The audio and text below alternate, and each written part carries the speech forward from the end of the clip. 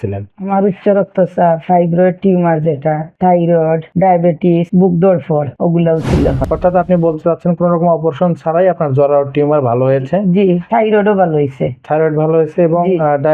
Insulin ছাড়াই diabetes আল্লাহর রহমতে নিয়ন্ত্রণ।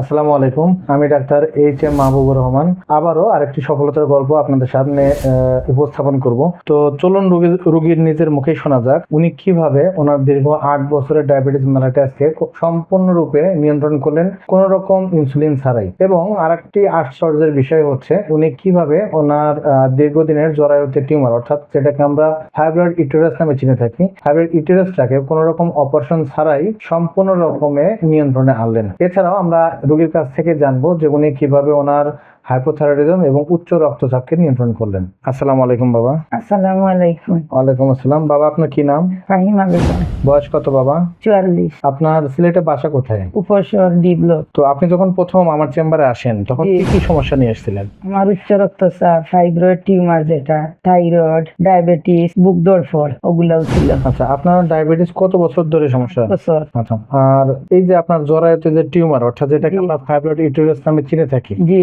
এই সমস্যা কতদিন ধরে ভুগছিলেন? ডিসেম্বর ধরা পড়ছে। তো আপনি আমাদের এখানে কতদিন চিকিৎসা নিলেন? প্রায় 4 মাস চলে। তো আপনি যে আমাদের এখানে চিকিৎসা নিলেন, জি। আপনার ডায়াবেটিস নিয়ন্ত্রণের জন্য কোন রকম ইনসুলিন ব্যবহার করছিলাম কিনা?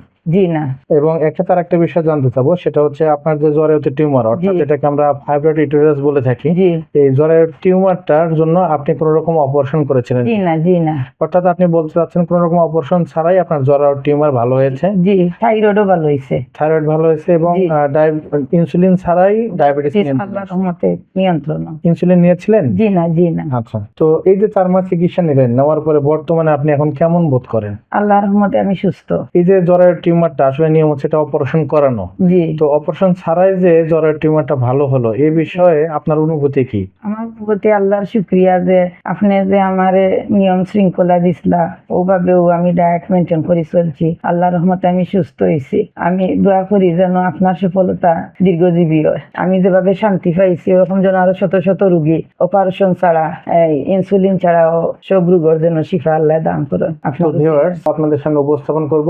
সবাই ভালো থাকবেন, সুস্থ থাকবেন। আসসালামু আলাইকুম।